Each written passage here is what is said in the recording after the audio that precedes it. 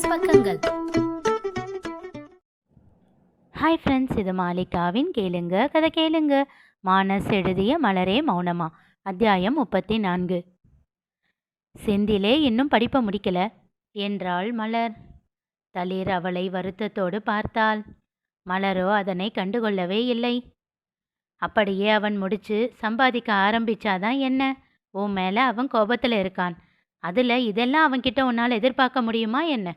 அட, அதை கூட விடு. எல்லாத்துக்கும் அடுத்தவங்க கையை எதிர்பார்த்துக்கிட்டு இருக்க முடியுமா? மாமாவுக்கு நானுன்னா இஷ்டந்தான். நான் என்ன கேட்டாலும் வாங்கி கொடுக்கும் தான். அதுக்காக ஒரு சேஃப்டி பின் வாங்க கூட அவர் எதிர்பார்க்க முடியுமா என்ன? அவர் கடைக்கு கூட்டிகிட்டு போகிறப்போ வாங்கிக்கிறேன். சரி, அந்த சூழ்நிலை இல்லாதப்போ என்ன பண்ண முடியும்? அதுக்குன்னு மாமாவை தப்பு சொல்ல முடியுமா? என் பாட்டி சின்ன வயசுலேருந்து கொடுத்த காசை சேர்த்து வச்சிருக்கேன். அது எப்பவும் சொல்லும், சின்ன சின்ன விஷயத்துக்கு கூட உன் புருஷனை எதிர்பார்த்துக்கிட்டு இருப்பியா, பணத்தை சேர்த்து வச்சுக்கோன்னு அட்வைஸ் பண்ணி கொள்ளும். அப்போது கேட்குறப்போ எரிச்சலாக தான் இருந்துச்சு. இப்போதான் அது சொன்னதோட அர்த்தம் புரியுது. நான் வேலைக்கு போகலைன்னாலும் அம்மா வீட்டு சொத்து எல்லாத்துக்கும் ஒரே வாரிசு நான் தான். அப்பப்போ அங்கே போய் அம்மாவுக்கு உதவி பண்ணிட்டு வருவேன். அதனால் எனக்கு பிரச்சனை இல்லை. உனக்கு அப்படியா? அப்பா வீட்டு பக்கம் இனி தலை வச்சு படுக்க முடியுமா? உன்கிட்ட படிப்பு இருக்கு, வேலை இருக்கு. அதை எதுக்கு விடணும்? யாருக்காக விடணும்? உன் கையில் 4 காசு இருந்தாதான் உனக்கு தைரியம். புரிஞ்சுதா? அப்படியே உனக்கும் செந்திலுக்கும் ராசி ஆனதுக்கு அப்புறமும் வேலையை விடணும்னு ஒன்றும் அவசியம் இல்லை தளிர். என்னைக்காச்சும் அந்த பணம் உனக்கு உதவும். உனக்கு இல்லைன்னாலும் செந்திலுக்கே கூட அது உதவலாம். எதுவாக இருந்தாலும் நம்ம அடையாளத்தை நம்ம தொலைச்சிடக்கூடாது. அதுலேயும் நீ பண்ணுறது டீச்சர் வேலை. அதில் சம்பளம் மட்டும் இல்லை, புண்ணியமும் கிடைக்கும். அதுக்காகத்தான் சொன்னேன். புரியுது மலரு. எல்லாவற்றையும் கேட்டுக்கொண்டிருந்த அமுதாவிற்கு கண்கள் கலங்கின. ஏதேதோ நினைவுகள் நெஞ்சில் சூழ கஷ்டப்பட்டு அதனை அடக்கி கொண்டார். அது மட்டும் இல்லாமல் இன்னும் இந்த வீட்டில் யாரும் உன்னை ஏற்றுக்கல. ஏன், நானும் தான் என்று தொடர்ந்த மலரை திகைப்பாக பார்த்தாள் தளிர். அட ஆமாம்ப்பா, இப்போதைக்கு நீ எனக்கு ஒரு ஃப்ரெண்ட், அவ்வளோதான். வீட்டில் பெரியவங்க எப்போ ஏற்றுக்கிறாங்களோ அப்போ தான் செந்திலோட பொண்டாட்டியாக ஏற்றுக்க முடியும். சரிதானே? சரிதான் என்றாள் சிறு புன்னகையோடு. பாத்தியாடி, இவ வாய் சாமர்த்தியத்தை நம்மளை ஐஸ் வைக்கிறாளாம் என்றார் தங்கமணி. சின்னதாக புன்னகைத்தார் அமுதா. சரி சரி, அறிஞ்சிட்டல்ல, போய் புடவை மாத்து, ஸ்கூலுக்கு கிளம்பு. என்று தயங்கினாள் தளிர். என்ன ஆச்சு? கொஞ்ச நேரம் போகட்டுமே மலரு. ஏன்? அவர் எழுந்து குளிக்க போனாரு. இப்போ நான் போக வேண்டாமே? கெஞ்சலாக கேட்டாள். சரி சரி. மலரு, அமுதா அழைத்தார். சொல்லு அத்தை. எழுந்து அவரிடம் சென்றாள். இந்தா செந்திலுக்கு காஃபி. அவகிட்ட கொடுத்து அனுப்புடி.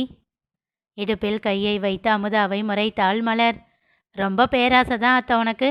இவளை பார்த்தா உடனே வாமா அப்படின்னு ஆசையாக கொஞ்சி வாங்கிக்குவான் பாரு. காலையிலேயே டென்ஷன் தான் ஆவான். பொறுமையாக இருத்த, நல்லதே நடக்கும். அதுவும் சீக்கிரமாகவே நடக்கும். சரியா என்று விட்டு அவளே செந்திலின் அறைக்கு சென்றாள். செந்திலு. அவன் அறை கதவை தட்டினாள்.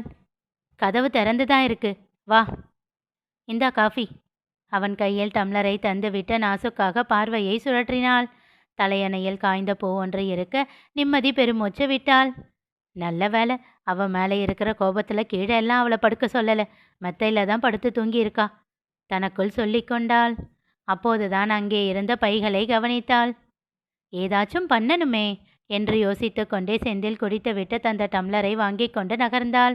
சட்டென்று யோசனை தோன்ற வேண்டுமென்றே அங்கே இருந்த பையில் இடித்து கொண்டாள். அம்மா, என்ன இது பையெல்லாம்? ஓ, தளிரோடதா என்றவள் தளிரு என்று சத்தமாக அழைத்தாள். அவளோ வேகமாக ஓடி வந்தாள். சொல்லுங்க மலரு, எதுக்கு பையெல்லாம் வழியிலேயே வச்சிருக்க? எடுத்து அலமாரிக்குள்ளே அடுக்க வேண்டியது தானே? செந்திலோட பீரோவில் கூட இடம் இருக்கும். துணியெல்லாம் அங்கே அடுக்கிக்கோ. தளிர் தயக்கமாக பார்க்க செந்திலோ யாரோ யாரிடமோ ஏதுவோ பேசுகிறார்கள் என்பது போல் தன் கல்லூரி பையை எடுத்துக்கொண்டு வெளியில் சென்று விட்டான்.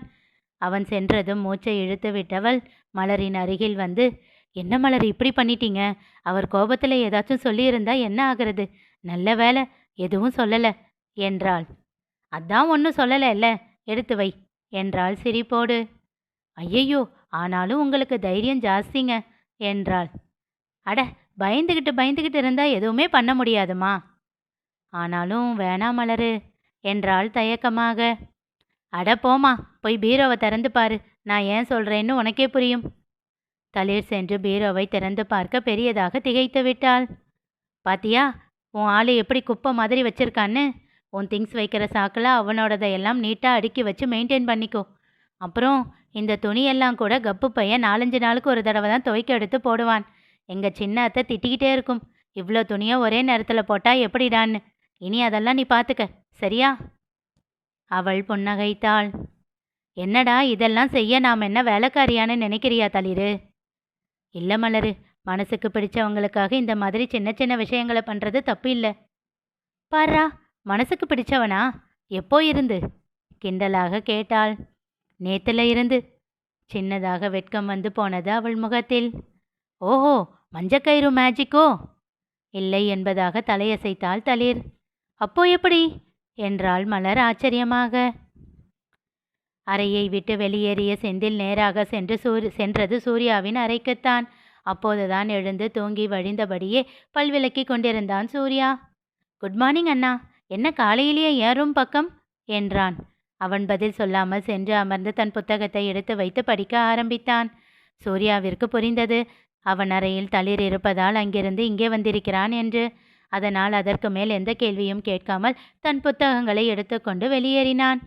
சூர்யா, சாம்பவி இருவரும் எப்போதும் அப்பா அம்மாவின் அறையில் ஒன்றாக அமர்ந்துதான் படிப்பார்கள்.